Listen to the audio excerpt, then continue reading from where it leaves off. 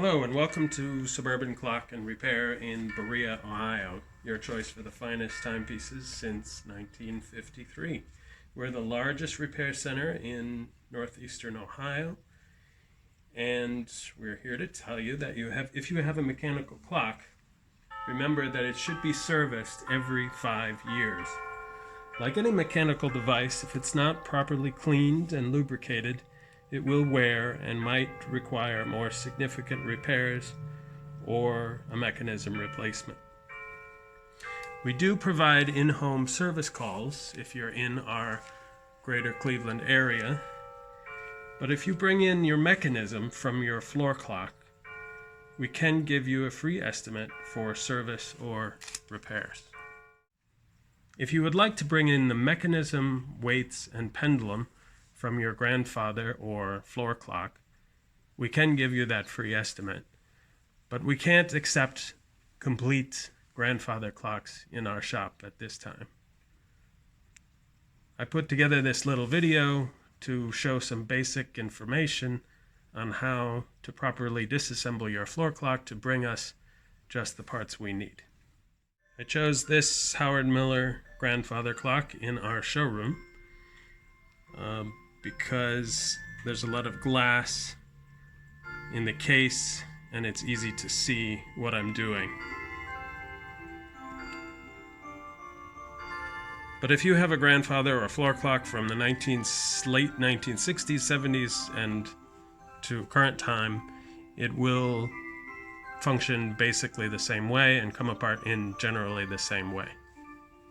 The first thing you should do before you move any clock that has them, whether it's a wall clock or a grandfather clock, you need to first remove the weights and pendulum.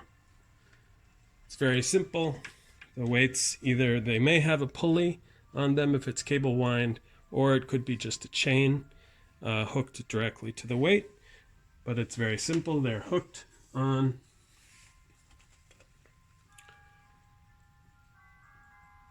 Just unhook it like that.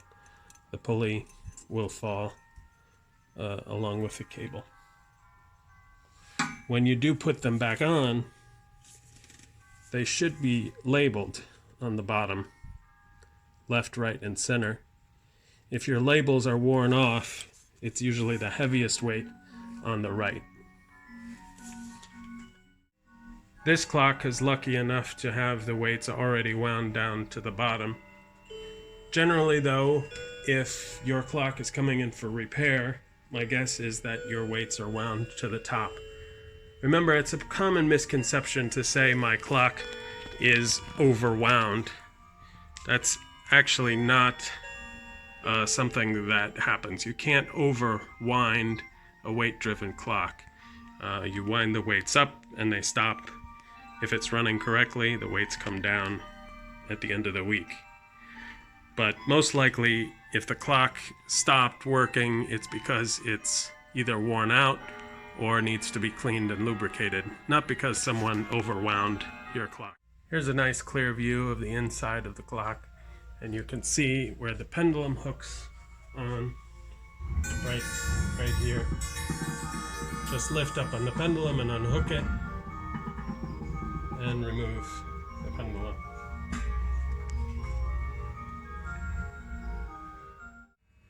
Next, if your grandfather clock has cables like this one, cables and pulleys, the cables are hooked on. One end is attached to the barrel, and the other end of the cable is attached down here.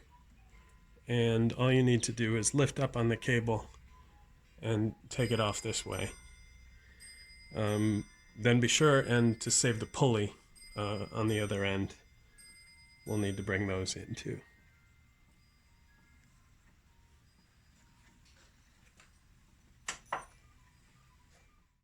Then take a look at the construction of this clock. It's pretty common to, even though this clock is easy to see because of all the glass and open sides, your clock, if it's within the last, say, since the 1970s, it's constructed basically the same way. There's a seat board here that goes across, and the mechanism sits on the seat board.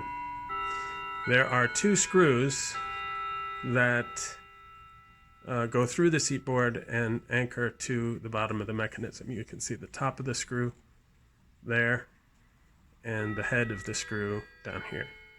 There's one on this side and one on the other. So all you need to do is get a screwdriver from underneath here, take these screws out, and then the whole mechanism comes out the front of the clock this way. This way. Make sure you grip the dial firmly from the front and lift it out.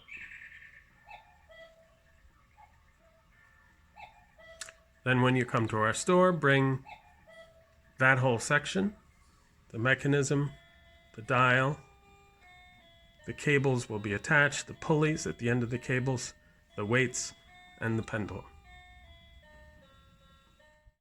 I should also mention how to gain access to the side, this view that we have right now. Most grandfather clocks of the modern era have access panels here.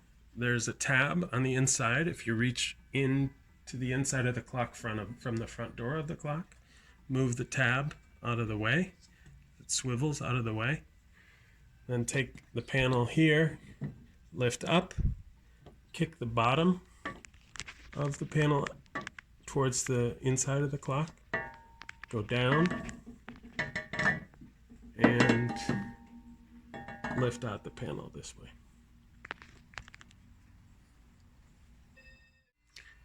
Here's another very popular style Howard Miller clock in our store.